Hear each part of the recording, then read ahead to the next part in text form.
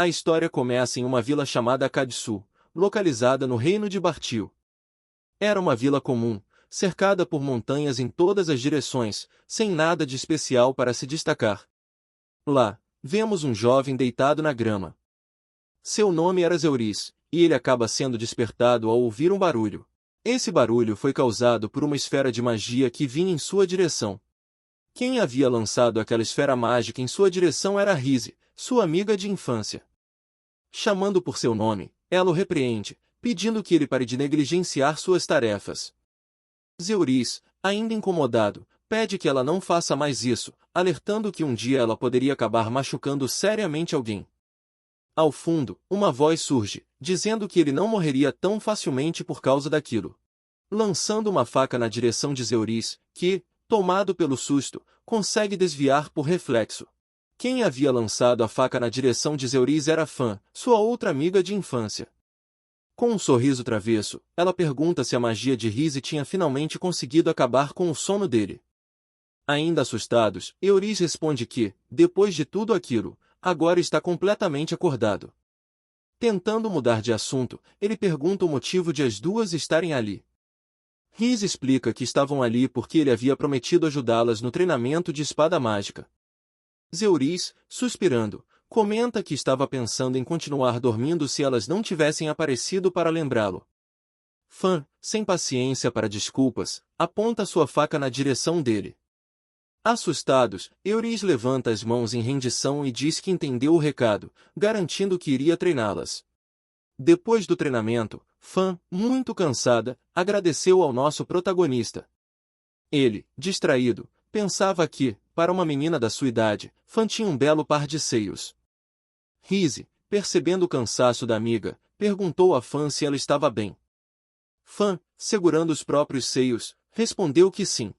Zeuris comenta com Fan que distrair os inimigos seduzindo-os também pode ser uma boa tática e que ela seria muito boa nisso. Fan, confusa, fica sem entender o que ele quis dizer. Rise, exausta, reclama com Zeuris, dizendo que o treinamento era muito difícil e que já não conseguia mais se mover. Nosso protagonista, surpreso, pergunta se isso era verdade e afirma que, na sua opinião, não era tão difícil assim. Zeuris, animado, começa a imaginar coisas inapropriadas. Fan, percebendo sua expressão, repreende-o, dizendo que aquilo era errado e que ele estava fazendo uma cara muito pervertida enquanto olhava para Rise. Zeuris, tentando se defender, diz que não faz ideia do que ela está falando. Fan, ainda desconfiada, lança um olhar ameaçador para ele, mas logo desvia, dizendo que não era nada e se desculpando. Zeuris, tentando aliviar o clima, pergunta se as duas gostariam de fazer uma pausa, e ambas concordam prontamente. Rise pergunta a Zeuris se era verdade que ele iria para a escola vocacional Velciel em breve. Zeuris confirma e diz que partirá em cerca de 10 dias. Ele explica que existe uma escola profissionalizante na capital, onde o título registrado no cartão de identidade emitido por essa escola define o tipo de aulas que você pode frequentar, o que, por sua vez, determina sua futura ocupação. Ele também acrescenta que essa escola aceita apenas pessoas entre 15 e 20 anos e que o período de formação varia de 6 meses a 1 ano. Além disso, menciona que há uma regra em sua vila que exige que todos que atingirem 15 anos sejam enviados para essa escola. Rise diz que a capital é muito distante e que só restam mais 10 dias antes de Zeuris partir. Ele responde que ainda pode voltar para casa enquanto estuda lá e que terminará os estudos antes que ela perceba. Fan, com um sorriso, comenta que, se Zeuris demorar 1 ano para se formar, ele se formará no mesmo tempo que Rise se matricular, e diz estar curiosa para saber qual título nosso protagonista receberá. Rise também expressa sua curiosidade, sugerindo que, como Zeuris é muito bom com espada e magia, ele poderia receber um título como Cavaleiro Sagrado ou Mago de Batalha. Fan, por sua vez, brinca dizendo que, sendo Zeuris quem é, ele poderia ser um espadachim mágico e que, até mesmo, o título de herói não seria impossível para ele. Zeuris, no entanto, fala que não tem intenção de aceitar um trabalho tão problemático, pois ele seria obrigado a trabalhar demais se recebesse um título como esse. Ele revela que gostaria de ter um trabalho mais tranquilo, que lhe permitisse descansar o dia todo. Zeuris nos explica que não há nenhuma lei que o obrigue a aceitar o trabalho indicado em seu título e, Que existam alguns casos em que isso aconteceu. Fã, admirada, diz que Zeuriz é um gênio, pois não são muitas as pessoas que conseguem ser boas em magia e espada sem terem aprendido com um professor. Ele responde que não tem planos de se tornar uma grande pessoa e que seu objetivo é viver uma vida livre e descontraída. Zeuriz acrescenta que não é muito difícil ser um espadachim, já que basta mover a espada seguindo seus reflexos, e que, para a magia, não é necessário recitar feitiços, apenas usar a imaginação. Rise, ouvindo isso, grita, dizendo que isso não é normal. Zeuriz comenta que, quando era criança, conseguia usar magia apenas lendo um livro aleatório. Ele acreditava que não era necessário decorar encantamentos, pois as palavras mais adequadas viriam naturalmente da cabeça de cada pessoa. Ele complementa dizendo que, como apenas uma quantidade limitada de pessoas capazes de usar magia, decidiu manter isso em segredo para evitar causar inveja ou ciúme nos outros. Ele agradece às meninas por terem mantido sua habilidade em segredo, permitindo que ele vivesse sua vida em paz. Rise responde que isso é porque elas sabem que ele é preguiçoso e não gosta de chamar atenção. Zeuriz então avisa que aquele será o último treino, já que precisa se preparar para a escola. Rise reclama, dizendo que ele poderia continuar treinando-as até o dia de sua partida. Fã, percebendo a situação, chama a atenção de Rise e sussurra algo em seu ouvido. Rise, em um tom carinhoso, pede para Zeuriz enviar cartas depois que ele se acomodar na escola, sugerindo que assim elas poderiam comemorar por ele. Zeuriz permanece em silêncio, parecendo distraído. Irritada, Rise grita, exigindo que ele pelo menos diga alguma coisa. Alguns dias depois, nosso protagonista chega à capital. Ao caminhar pelas ruas, ele fica surpreso com a quantidade de pessoas ao seu redor. Mais à frente, ele se depara com uma fila de pessoas de diversas raças. Observando mais de perto, percebe uma marca no ombro de uma delas e reconhece que se trata de uma marca de escravo. Ele comenta para si mesmo que a capital tinha muitos escravos e que já esperava que fosse muito diferente em comparação com sua vila. Sentindo a raiva crescendo, ele respira fundo e fala para si mesmo que precisa se acalmar, lembrando que seu objetivo no momento é apenas encontrar uma pousada para ficar. Um tempo depois, nosso protagonista se depara com o dono de uma pousada, que, ao vê-lo, pergunta se ele está planejando ir para ver o céu. O homem, examinando Zeuriz mais atentamente, comenta que ele poderia ser isso. Confusos, Zeuriz pergunta o que significa isso. O dono da pousada responde que é óbvio e que estava se referindo a um mercador de escravos, já que ele tem cara de pervertido. Zeuriz, colocando a mão na cabeça, comenta que aquilo era uma piada engraçada. Porém, o dono da pousada, com um semblante sério, afirma que não estava brincando. Nosso protagonista responde com firmeza, dizendo que ser mercador de escravos é um trabalho desprezível, que engana e mergulha pessoas na escravidão em troca de dinheiro, algo digno apenas da escória. Ele afirma que trabalhar como comerciante de escravos seria uma verdadeira piada e que jamais aceitaria um trabalho como esse. No dia seguinte, enquanto estava na fila para receber seu título, nosso protagonista observa a grande quantidade de demi-humanos ao seu redor e pensa que isso parecia algo normal naquele lugar. De repente, ele ouve ao fundo a conversa de dois figurantes. Um deles comenta que o outro definitivamente receberia os títulos de mercador de escravos e ladrão. O outro, indignado, responde que ser ladrão ainda seria aceitável, mas que nunca gostaria de ser um comerciante de escravos, pois esse trabalho era reservado para as piores pessoas. Ao escutar a conversas, Euriz reflete e conclui que aquela era a forma como a maioria das pessoas pensava. Para ele, isso já era algo esperado. No centro da multidão, uma pessoa se apresenta, dizendo: "Meu nome é Nirus Glory, e sou a oficial responsável pelo exame de inscrição de hoje." Com um sorriso, ela acrescenta que é um prazer conhecê-los. Nirus começa explicando que, dentro da escola, todos os alunos estão em pé de igualdade, e que a posição social de cada um não se aplica ali. Ela reforça que, mesmo que alguém tenha um título de nobre ou rei, os professores não oferecerão nenhum tratamento especial. Após essa introdução, ela conclui dizendo que isso era tudo o que precisava esclarecer. Em seguida, anuncia que o exame começará e pede para que todos formem uma fila em frente aos cristais divinos. Nirus continua, dizendo que agora começará a explicação e que estarão distribuindo as carteiras de identidade. Ela instrui os participantes a segurarem a carteira na frente do peito com as duas mãos e aguardarem alguns segundos. Durante esse tempo, ela ficará quente e mudará de preto para branco. Quando isso acontecer, a carteira de identidade pessoal estará pronta. Ela prossegue explicando que basta inserir o cartão no cristal divino e tocá-lo com a mão.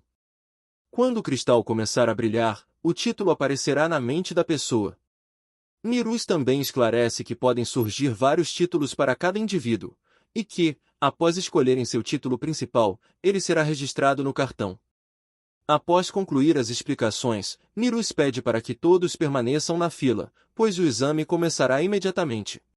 Alguns figurantes começam a comentar animadamente sobre os títulos que receberam. Um deles exclama que conseguiu o título de cavaleiro.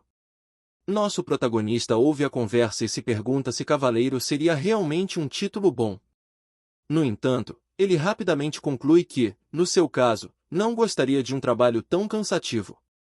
Zeuris, observando as pessoas ao seu redor, começa a refletir novamente sobre a diversidade de raças reunidas na capital. Seus olhos então se fixam em uma garota com orelhas longas, e ele se pergunta se ela poderia ser uma elfa. Ele a observa por um momento, impressionado, e comenta para si mesmo que ela é muito linda. Chega a vez de nosso protagonista. Ele se apresenta com calma e coloca seu cartão no cristal divino, seguindo as instruções que Nirus havia dado. Ele aguarda, sentindo a energia do cristal, ansioso para descobrir seu título. O primeiro título que aparece na mente de Zeuris é o de herói. Ele imediatamente recusa essa opção, pensando nos perigos que isso traria. Zeuris sabe que o último herói apareceu há 400 anos, e se alguém descobrisse que ele recebeu esse título, ele seria santificado pela igreja, o que resultaria em uma perda completa de sua liberdade. Ele não queria ser forçado a viver sob os olhos de todos, sendo tratado como uma figura sagrada.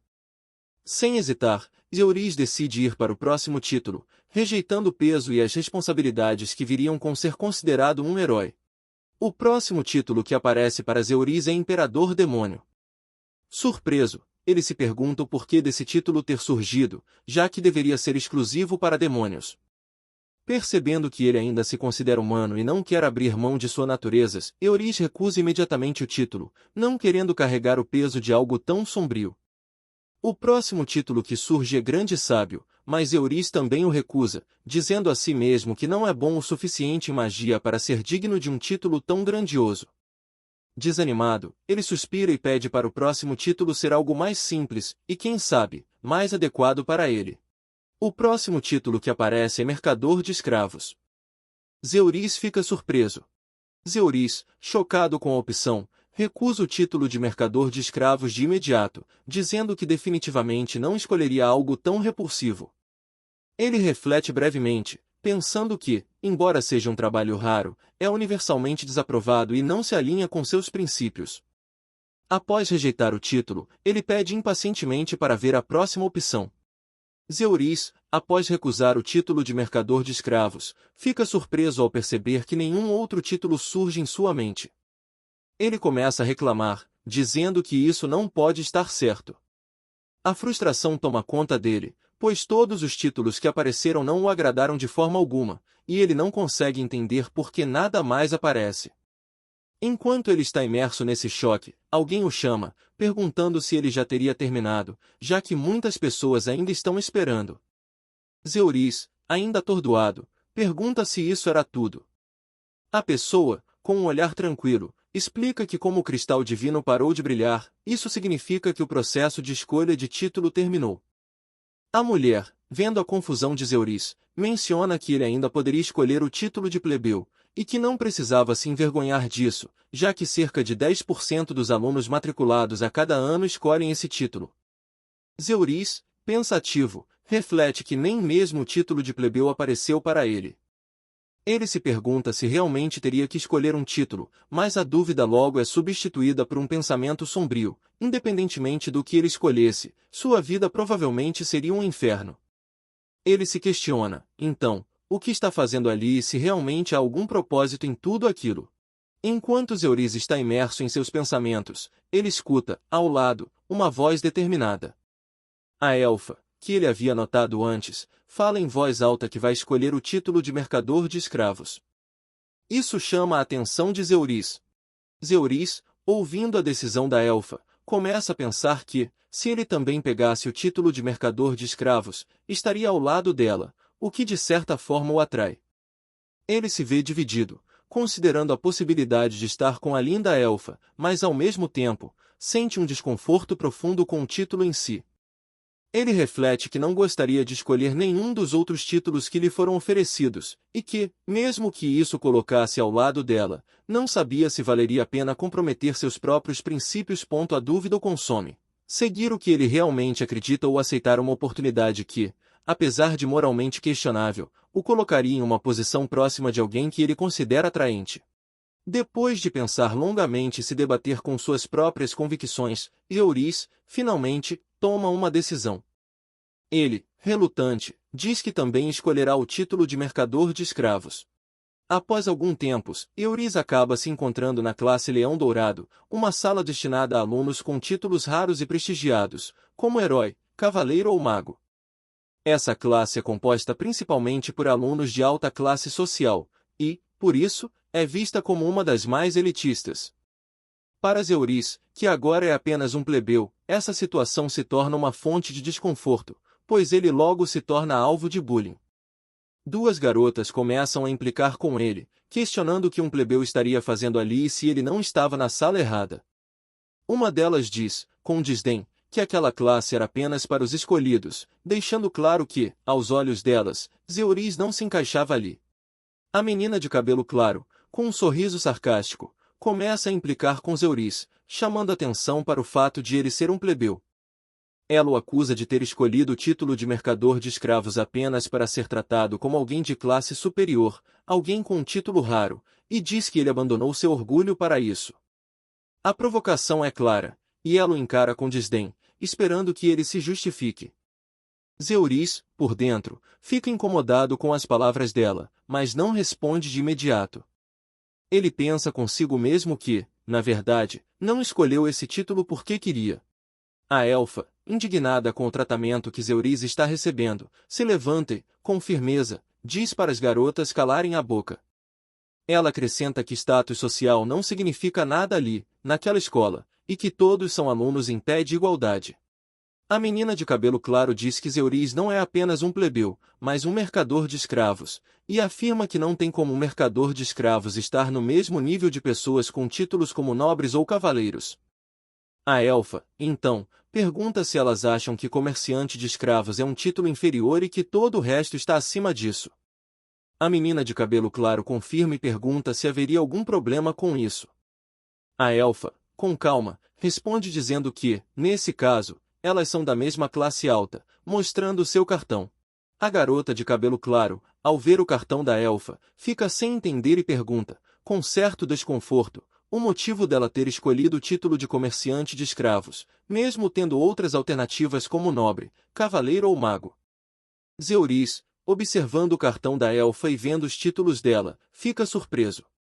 Ele comenta que ela é impressionante por ter 3 títulos raros. Depois de toda a confusão, a professora Mirus Glory se aproxima, interrompendo a discussão. Com uma postura firme, ela diz que não adiantava causar problemas ali, e que todos deveriam se acalmar. Nirus, então, se apresenta como a professora da classe e explica que, normalmente, ela é a única responsável por ensinar aos alunos da classe comerciante de escravos. Ela começa a distribuir papéis com informações sobre as aulas e o dormitório. Depois de olhar o papel com as informações, Zeuris fala que era muito bom ter um dormitório na academia, mas que ainda teria que buscar sua própria comida e que, por isso, ainda precisaria de dinheiro.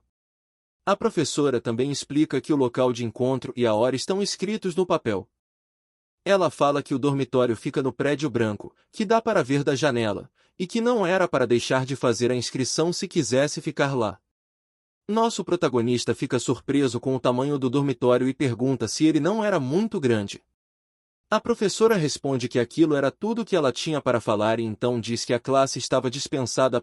Zeuris, aliviado, diz que finalmente acabou e que as aulas vão começar a partir de amanhã. Ele pensa que, por enquanto, tudo está bem, já que recebeu seu título e tem um local para ficar.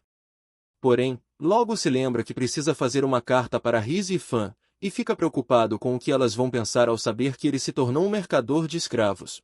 Quando nosso protagonista chega no dormitório, ele fica impressionado com o tamanho do lugar.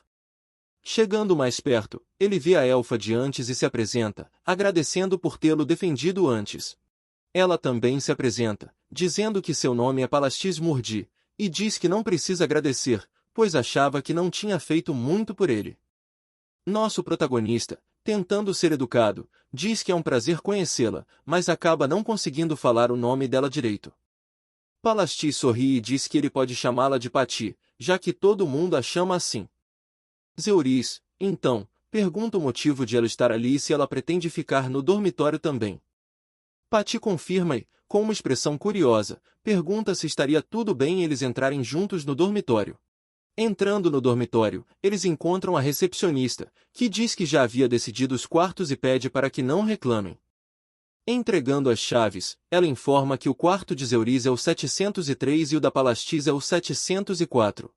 Pegando a chave, nosso protagonista pensa que agora eles são vizinhos e se pergunta se realmente não seria perigoso, já que não separaram os meninos das meninas, e se isso estava certo. Ele fica preocupado com a ideia de meninos e meninas viverem lado a lado assim.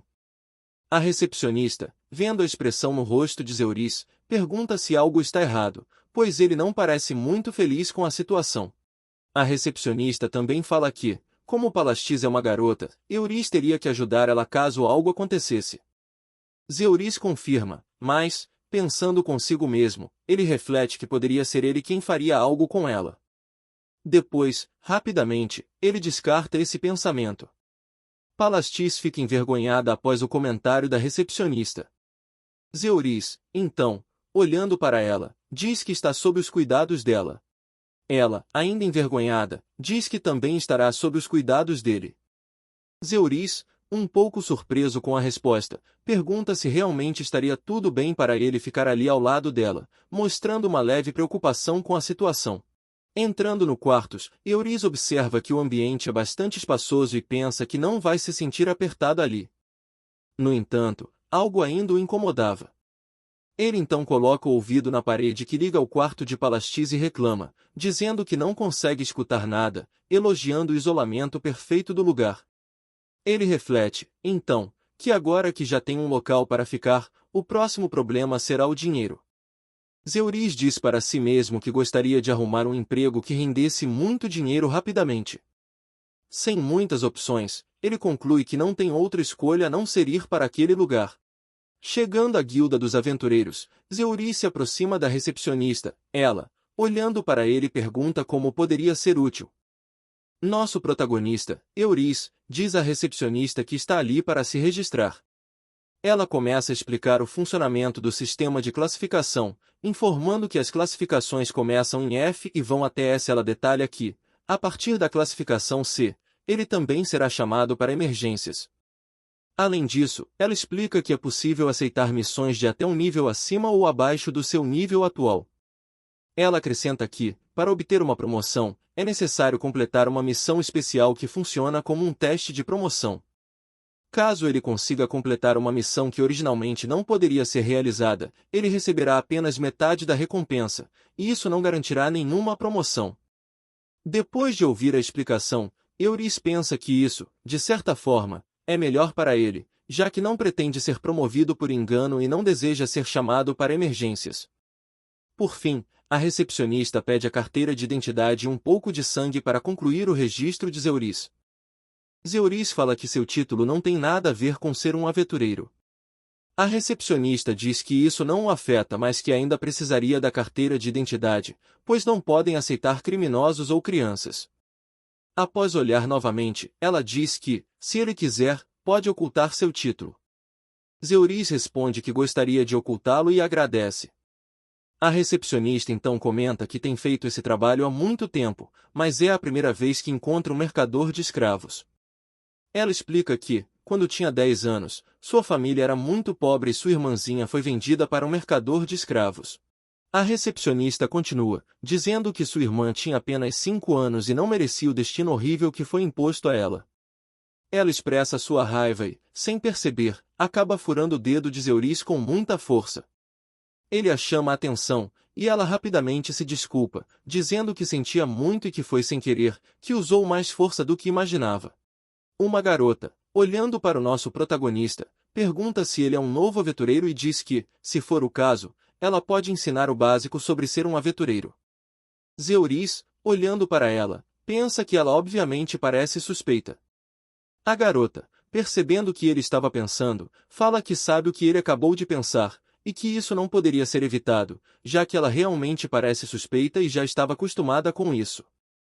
A recepcionista então chama a garota de Melina e diz que ela acabou de ser promovida para o rank E, acrescentando que, embora tenha sido promovida, ela ainda é considerada uma aventureira iniciante.